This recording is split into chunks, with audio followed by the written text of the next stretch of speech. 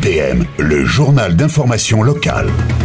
Non au plan d'économie annoncé par le gouvernement. C'est en quelque sorte le message que souhaite envoyer la municipalité de Limay à travers une pétition. Elle a été lancée le vendredi 16 mai par Éric Rouleau, le maire de la ville. Selon l'élu, l'effort demandé est trop conséquent, aussi bien pour les ménages que pour les collectivités locales. Pour dire stop à cette politique d'austérité qui a non seulement des conséquences sur les ménages, des conséquences sur les collectivités locales. Suite à l'annonce du plan Valls après les élections municipales, plan d'économie payé par les familles de 50 milliards d'euros, dont 11 milliards pour les collectivités locales. C'est colossal, ça n'a jamais été réalisé. Ça place la totalité des villes en situation extrêmement précaire d'un point de vue des équilibres financiers. L'effort demandé par Valls est 3 fois supérieur à ce qu'on avait réalisé en 2014. Mais ça peut également se traduire dans un certain nombre d'endroits par un affaissement important du service à la population et ça peut également se traduire par une baisse du niveau d'investissement des collectivités locales. On peut se retrouver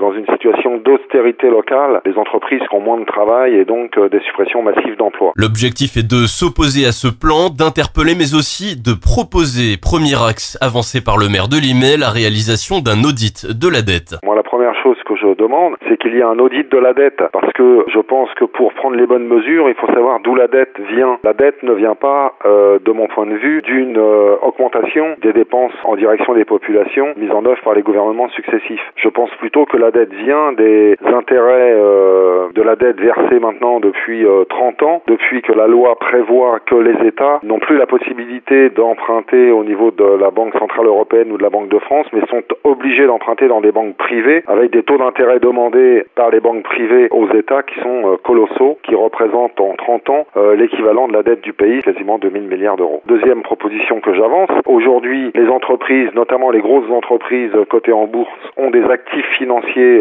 qui sont colossaux, 6 000 milliards d'euros. Si simplement on taxait de 0,5%, ça rapporterait pour les collectivités locales 30 milliards d'euros, ce qui correspond pour Limay à peu près 6 millions, ce qui nous permettrait de mettre en œuvre une politique d'investissement. Et pour sensibiliser les Liméens à cette cause, une seule solution selon Éric Rouleau, la rencontre directement sur le terrain pour obtenir de nouvelles signatures. Ça nous permet d'aller à la rencontre de la population. Moi, je pense que c'est pas dans les bureaux qu'on fait de la politique. Il faut être proche des gens, il faut aller à leur rencontre, il faut discuter. Moi, c'est un peu ma ligne de conduite.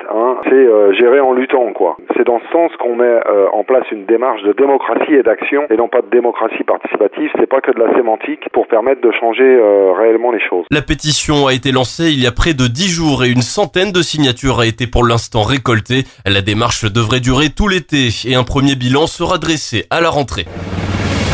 C'est la fin de cette édition. Merci de l'avoir suivi. Très bonne journée à l'écoute de BPM. Retrouvez le journal d'information locale du Mantois sur bpmlaradio.com.